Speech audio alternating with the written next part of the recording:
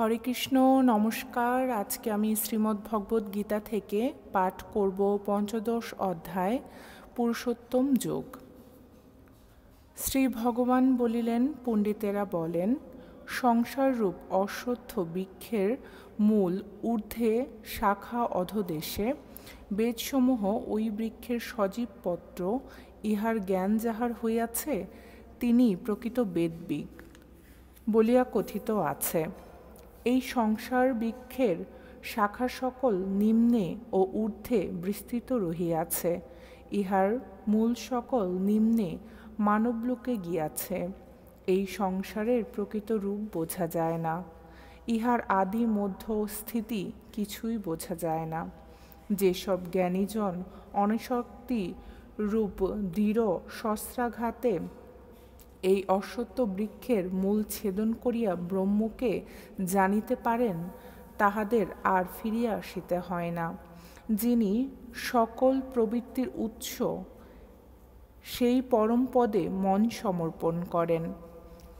যাহারা অভিমান ও মোহগ্রস্ত হইয়াছেন, যাহারা আসক্তি জয় করিয়াছেন, যাহারা আত্মজ্ঞানময় হইয়াছেন, যাহারা মন হইতে সর্বকামনা দূর করিয়াছেন, যাহারা সুখ দুঃখ শীত গ্রীষ্মরূপ দ্বন্দ্ব হইতে বিমুক্ত, তাহারাই নিত্য পরমপদ লাভ করিয়া থাকেন।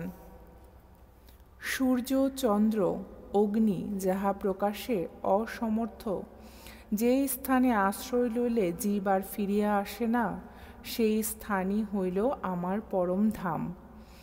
এই জীবলোক আমারই অংশ। প্রলয়কালে জীবাত্মা মন ও ইন্দ্রিয় সকলকে লইয়া প্রকৃতিতে অবস্থিত হইয়া আবার সংসারে ফিরিয়া আসে এবং ভোগে লিপ্ত হয়। বাতাস যেমন ফুলের গন্ধ বহন করিয়া অন্য ফুলে গমন করে, সেইরূপ জীবাত্মা দেহকে ছাড়িয়া জ্ঞান ও মনকে বহন করিয়া আবার দেহান্তরে গমন করে। কর্ণ, চক্ষু, নাসিকা, জিহ্বা, ত্বক এই পাঁচটি জীবাত্মা মনকে আশ্রয় করিয়া বিষয় ভোগ করে। দেহান্তর্গামী বা দেহস্থিত আত্মাকে বিমূঢ়গণ দেখিতে পায় না। জ্ঞানীরা জ্ঞান চক্ষে সবই দেখিতে পান। ধ্যানে যোগীরা জীবাত্মাকে এ দেহে দেখিতে পান, কিন্তু আত্মজ্ঞান যে মূঢ়েরা না জানে, তাহারা শত চেষ্টা করিলেও ইহাকে দেখিতে পায় না। সূর্য, চন্দ্র ও অগ্নির যে তেজ জগতে প্রকাশিত, সেই তেজ আমারই জানিও।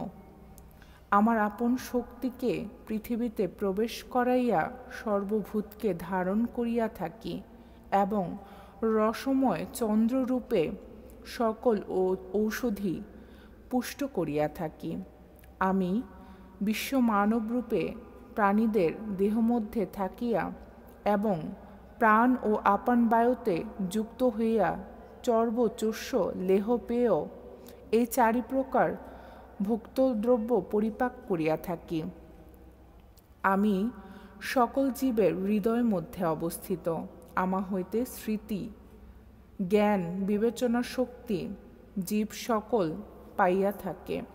আমি বেদের জ্ঞাতব্য বস্তু, আমি বেদান্তের কর্তা, আমি একমাত্র বেদজ্ঞ বলিয়া জানিবে।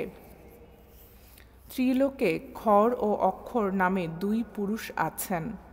এদের মধ্যে সমস্ত জীবের সঙ্গে যিনি একত্র হইয়া আছেন, সেই সর্বভূতকে ক্ষর বলে, আর কূটস্থ পুরুষকে অক্ষর বলে। এই ক্ষর এবং অক্ষর হইতে শ্রেষ্ঠ যে পুরুষ, তিনিই পরমাত্মা। ইনি ত্রিলোককে ধারণ করিয়া আছেন। ক্ষর ও অক্ষর এই দুই প্রকার পুরুষ অপেক্ষা আমি শ্রেষ্ঠ। সেই জন্য আমাকে বিশ্বে ও বেদে পুরুষোত্তম বলিয়া থাকে। যাহার মনে মোহ নেই, যিনি আমাকে পুরুষোত্তম বলিয়া জানেন, সেই সর্বজ্ঞ আমারই ভজনা করেন।